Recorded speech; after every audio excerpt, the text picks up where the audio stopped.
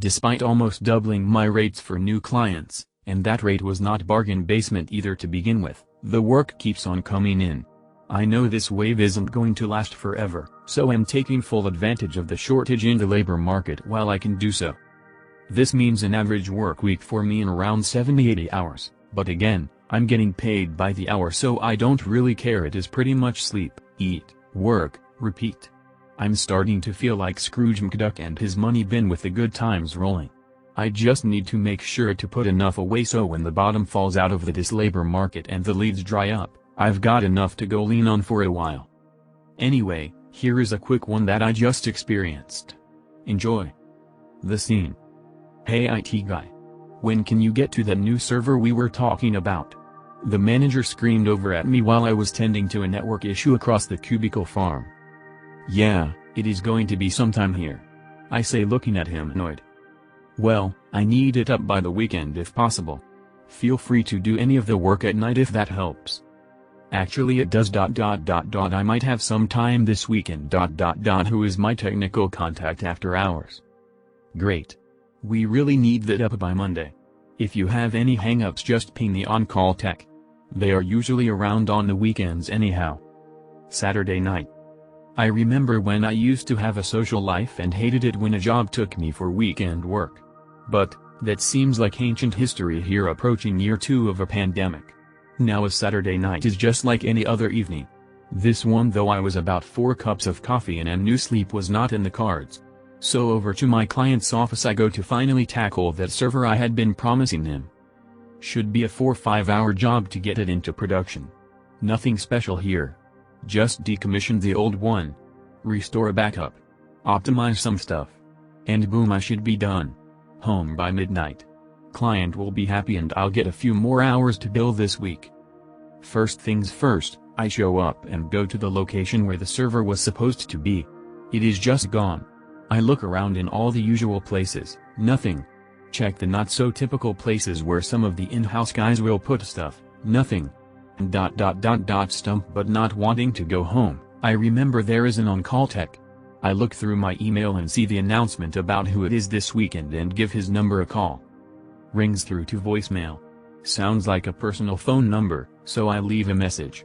Callback time says 1 hour or less in the protocol, so I hunker down doing some odd tasks waiting for the return call.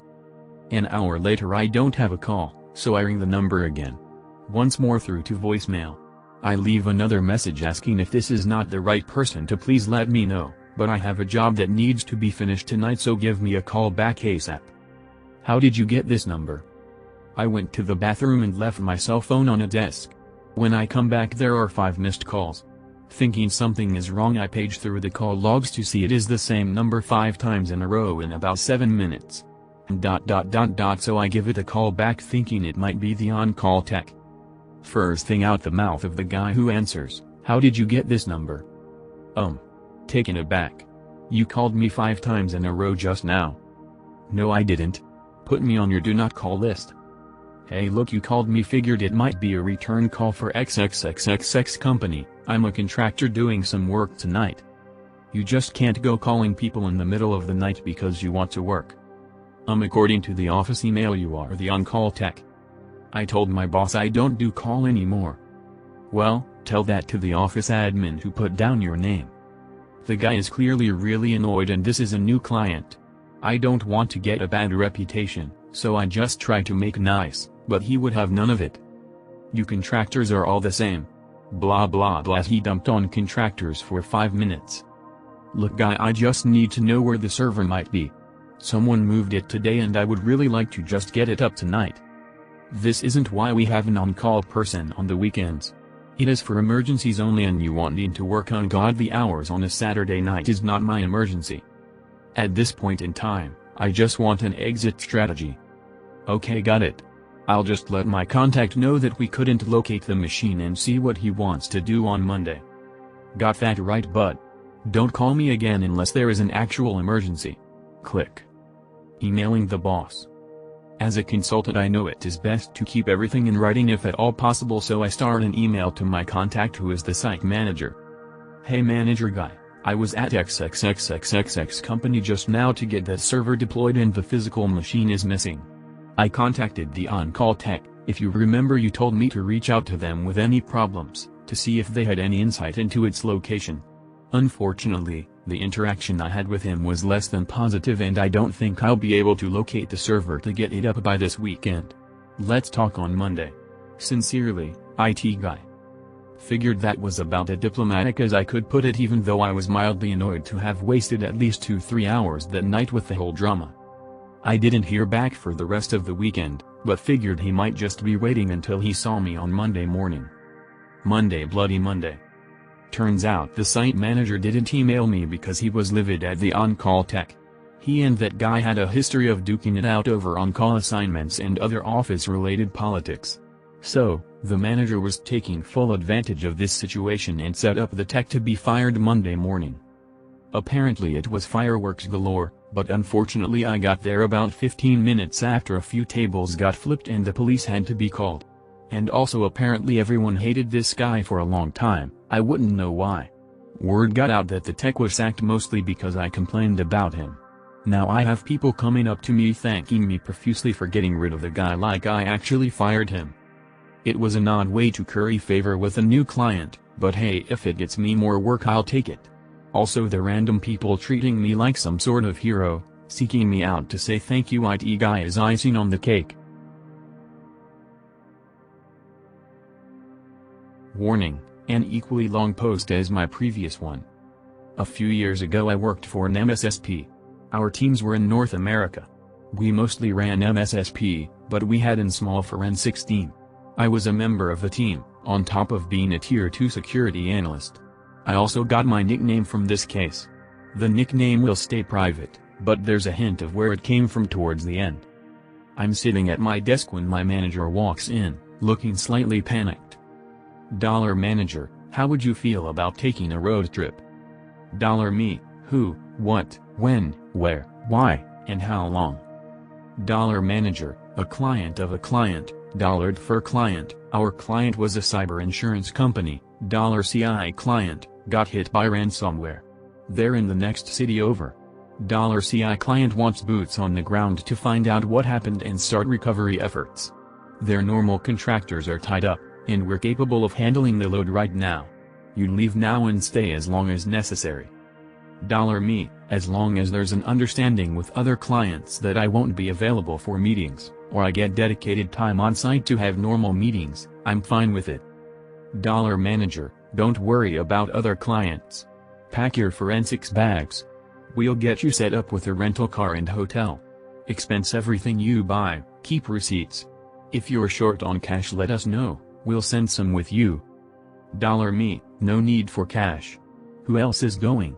Managed services and some level of management? Manager, managed services is sending down SMEs with a small detachment of help desk staff, and manager to help desk to bring accounts back into the mix, mass imaging machines, etc. SMEs to rebuild servers.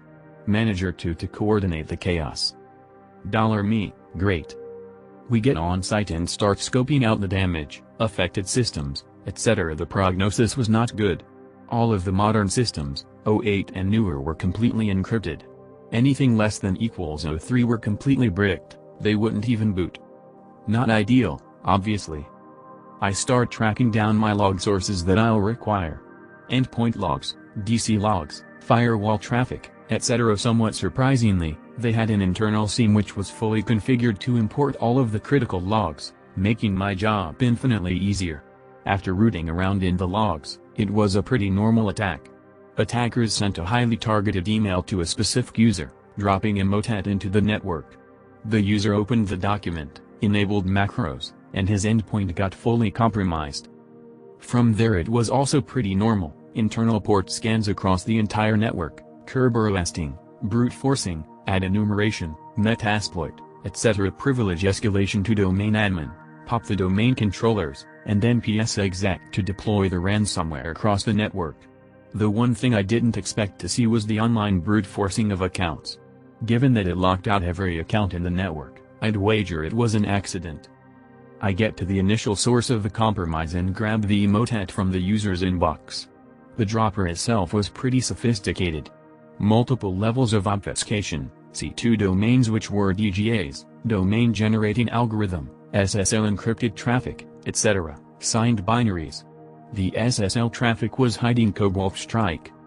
From there I start looking at the actual ransomware. The ransomware application was significantly less advanced, shockingly so. I figured there were actually 2 threat actors, which was later confirmed.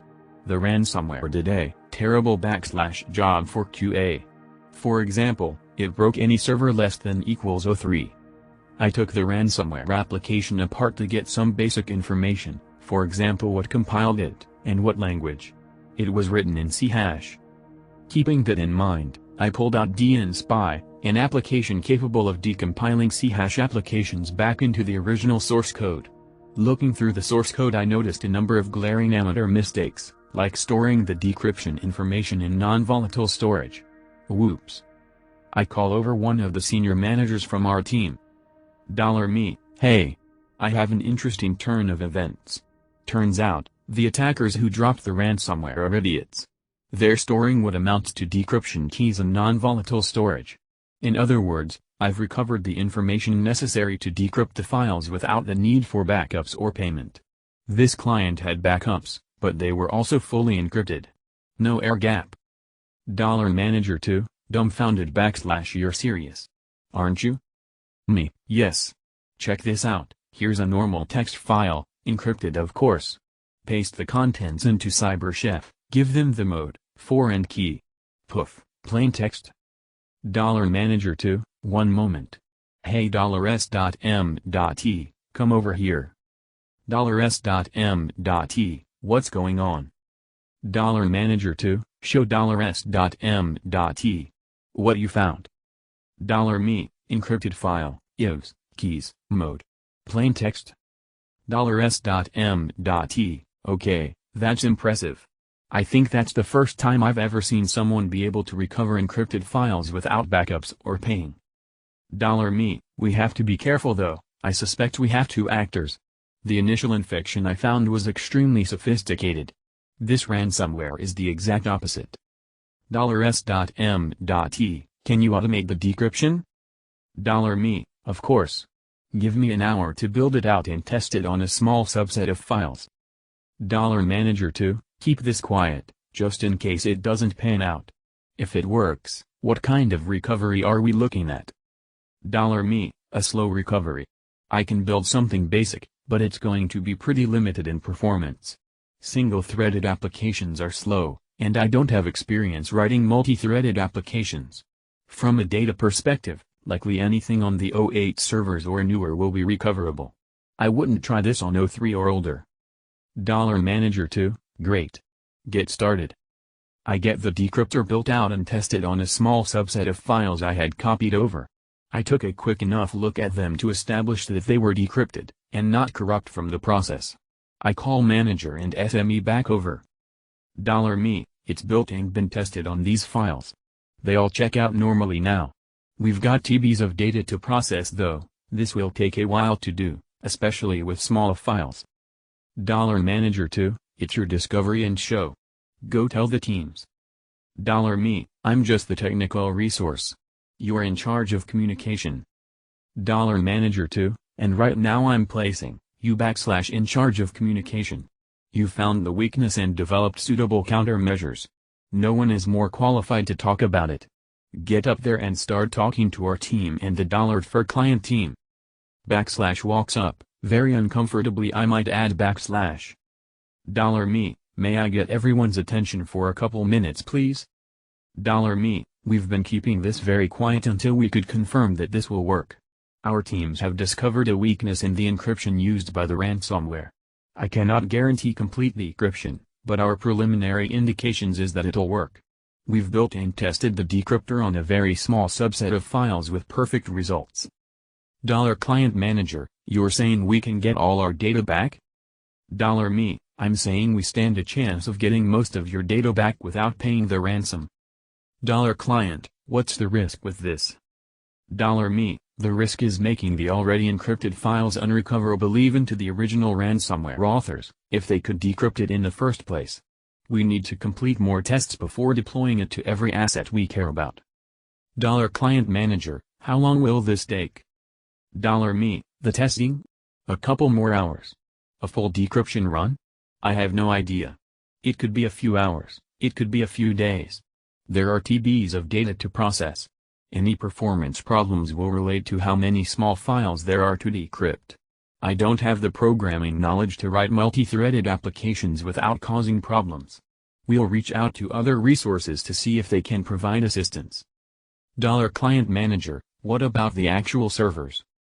Me, once the data has been recovered, I still fully intend on ordering all assets wiped. They're all considered compromised at this point.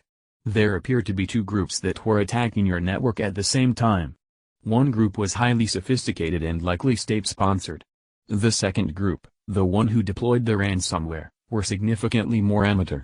They've also been present in the network for nearly a month. There's no way we can trust these systems anymore. Client Manager, that's extremely good news on the data front. Unfortunate we still need to wipe though. Our executives will want a report of this. I will schedule a meeting with you and them. Me, I'm probably not the Manager too, that'll be great. Client Manager. Please include myself and $S.M.T. into that meeting. Me will lead it from our side. After some other formalities, the impromptu meeting concludes. I direct my attention back to our manager. Me, I'm not comfortable talking to a bunch of executives. These guys at least mostly speak our technical language. Executives don't, they care about the bottom line. Time and money is what they care about. Manager, yes, that's probably all they care about. So talk about that, don't focus on what we can't do, talk about what we can do. Don't focus on the technical stuff. Instead of talking about single-threaded versus multi-threaded applications, tell them we're working to make the decryption process faster. Me, I'm not comfortable with this. Manager, you did a great job managing the IT's expectations in a reasonably non-technical way. Executives think that the network is a write-off right now. Anything other than a complete write-off is music to their ears. Under-promise and over-deliver. I'll be in the meeting with you and SME just in case. The executive meeting ended up going extremely well. We ended up pulling in a couple programming resources to write me a multi-threaded application that could parse child directories, using my single-threaded application as a sort of basis. When I, finally, returned back to our office, I was pulled into my manager's office. My direct manager is not technical, he's more of an HR person with some technical knowledge. Manager, I don't know the full extent of what you did down there, the technical stuff is over my head. But I have emails from every damn level of management at our company, for client's company, and insurance singing damn praises about you. Whatever happened, it has not gone unnoticed. The COO is in our boardroom. He'd like to talk with you. Me, the COO, is sitting in our boardroom waiting for me? Manager, yes. I think you'll like what he wants to talk about. I walk into the boardroom. C.O. Welcome back AV636. Me, thank you. Had I known you were waiting for me, I would have come to the office directly from the city instead of going home to drop off personal effects at home. C.O. Don't worry about it. I specifically didn't want you told. I hear you had a very productive time down there. Me, not as productive as I would have liked. They lost data still. C.O. Considering the initial thought was they weren't getting any of it back, anything you recovered was a miracle. With that note, I think it's time that we return the favor. There are a lot of reasons for this. But I have two things to give you. Before I give them to you, let me explain why they're being awarded. First, I have to acknowledge every manager that has reached out to me. Before any of this happened, I'd already had a number of managers at the company reach out to me and sing your high praises. You stepped up to a challenge, and the result was every level of management at for client being extremely impressed. When I refer to their management team, I'm not referring to IT and/or executives only. I'm referring to every department you interacted with. All of them. Not only that, I have emails from their insurance company, and our client. Specifically though, the email from Manager 2, indicating not the technical ability you demonstrated effortlessly, but also demonstrating your ability to communicate, recognize your weaknesses, and pull in the right resources to get the job done correctly and in a timely fashion. You may have been reluctant to communicate with their management teams, but you did a great job at it.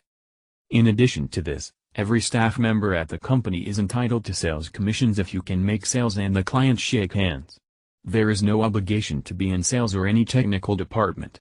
You may not have started the conversation, but you hammered so many nails into the coffin that made them shake hands. So to start, you are being promoted. We still have some formalities to iron out such as salary, vacation, benefits, etc. but effectively immediately you'll report as a senior analyst. You'll receive back pay for the last couple weeks at whatever your new rate, salary is. Take a week to think about what you want before coming back to me. The second thing is, bonuses and commissions. We have two types of bonuses. We have our year-end bonus that departments almost always get. We also have performance bonuses. You're getting in on the spot performance bonus, and sales commission of the contract they just signed. In total, between the commission and bonus, it was well into the 5-figure range. Me, very surprised / I really don't know what to say. It'll sink in a couple hours I'm sure. Thank you. C.O. You don't owe me a thank you. You just made us 2 lifelong clients. On a more lighthearted note, I heard something about a nickname. What was that about? Me, oh, just our team joking around. They were calling me nickname after I discovered the weaknesses and built out a crude solution to decrypt the files. Nickname references being a prodigy kid. Because I was a kid compared to my coworkers and managers on site. C.O. Wear that name as a badge of honor. It's well earned. I went back a week later and got most of what I asked for. I credit the manager on site for getting me where I am today. Without him, forcing me to speak to executives, I wouldn't be where I am, bridging the gaps between executives, council members, and senior IT. I'm much more comfortable in the presence of executives, though never completely at ease. With more time, maybe,